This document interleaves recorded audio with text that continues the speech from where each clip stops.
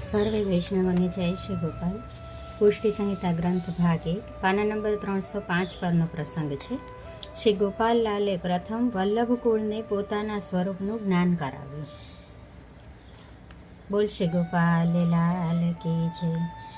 પ્રભુજીનું પ્રાગટ્ય સર્વે વલ્લભ કુલને કેવું જાણવામાં આવ્યું કે વલ્લભ કુલના આરાધ્ય સેવનીય સ્વરૂપ રસપુંજ પરિપૂર્ણ બ્રહ્મ પરિપૂર્ણ પુરુષોત્તમ પૂર્ણાનંદ આનંદ કંદ ગોલોકાધિપતિ રસિકાનંદ રસિક શિરોમણી રસરાજ રાસાધિપતિ રસાત્મિક રસેશ અખંડ રાસ વિહારી વ્રજચંદ શ્રી યમુના નિકુંજ નાયક સોલે કળા પરિપૂર્ણ ગોકુલ મંડન વલ્લભ કુલ શિરતાજ તિલકમણી પુષ્ટ પુષ્ટ પુષ્ટિ પુરુષોત્તમ સ્વરૂપે થયું છે.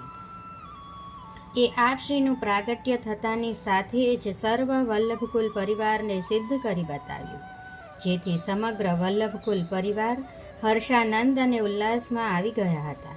જે સમગ્ર વલ્લભકુલનું સેવનીય સ્વરૂપ સન્મનુષ્યાકૃતિ દેહ ધારણ કરીને લીલા માત્રથી મનુષ્ય દેહ ધારણ કરીને શ્રી રઘુનાથજીના આંગણામાં ખેલી રહ્યો છે, તેના દર્શન કરવાના કોડ કોને ન જાગે. કશળદાસ આ વાત તો અતિ ગુપ્ત છે, જે પોતે પ્રગટ કરી દીધી.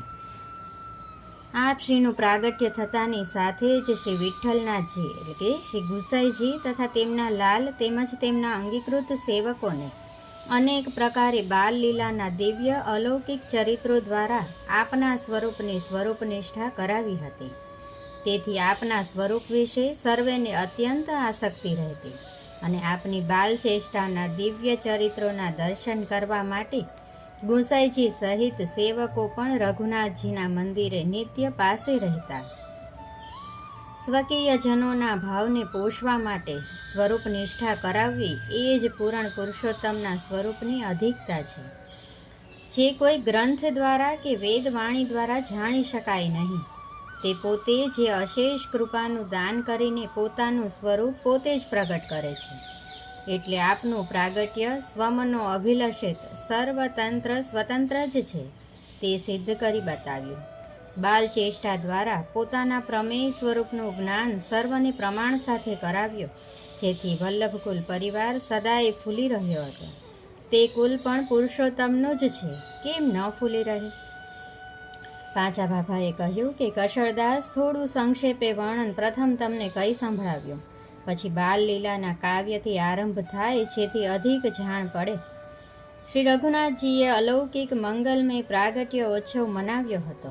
રાસ રાસેશ્વર કોટાન કોટી મન્મથ લાવણ્યયુક્ત તેજો મંડિત મુખાકૃતિ પ્રભુ શ્રી ગોપાલલાલના સ્વરૂપના દર્શન કરવા શ્રી રઘુનાથજીના પટાંગણમાં દર્શનાર્થીઓની ભારે ભીડ રહેતી.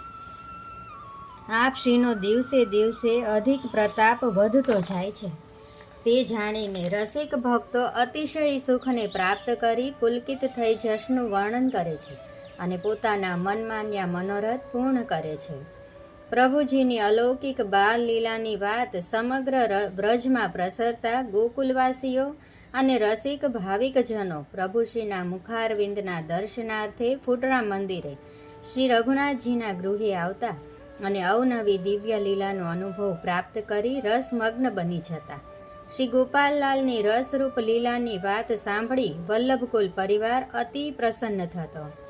પોતાની બાલવયમાં સુમધુર વાણી દ્વારા વ્રજ યુવતીના મન હરણ કરી અતિ આનંદ આપતા. કોટિક રસરૂપ લીલાનો અનુભવ કરાવી સર્વના મન મનોરથ પૂર્ણ કરીને રીઝવતા. પ્રભુ શ્રી ગોપાલલાલજી પોતાની બાલવયમાં પોતાના પુષ્ટિ સ્વરૂપનો અનુભવ સમગ્ર વલ્લભકુલ પરિવાર તથા વ્રજવાસીઓ તેમજ શ્રી મહાપ્રભુજી તથા શ્રી ગુસાઈજીના સેવકોને કરાવતા. જેમ બાજીગર પોતાના હાથમાં રહેલ માકડાને નચાવે, તેમ વ્રજભક્તોને પોતાની લીલાના દર્શન કરાવી પરમ રસમગ્ન કરી દેતા. કામદેવ પણ આ લીલાના દર્શન કરીને નાચી ઉઠતો. પાંચા બાબાએ કહ્યું, કશળદાસ, હવે જીવનદાસકૃત બાલ લીલા તથા પોંગળ લીલાનો અનુભવ તેની કાવ્ય કૃતિ દ્વારા કરીએ. તે બાલ લીલાના પોથીજી પધરાવીને પાંચા બાબા સંભળાવવા લાગ્યા અને સર્વો શ્રોતાગણ એક ધ્યાનથી સાંભળવા આતુરતા રાખી રહ્યા હતા. તે બાલ લીલાના કાવ્યનું વાંચન કરવા લાગ્યા. આ વાર્તા પ્રસંગ અહીંયા પૂર્ણ થાય છે. મારી કંઈ ભૂલચૂક થતી હોય તો દાસના દાસ જાણીને ક્ષમા કરશો. સર્વે વૈષ્ણવને જય શ્રી ગોપાલ.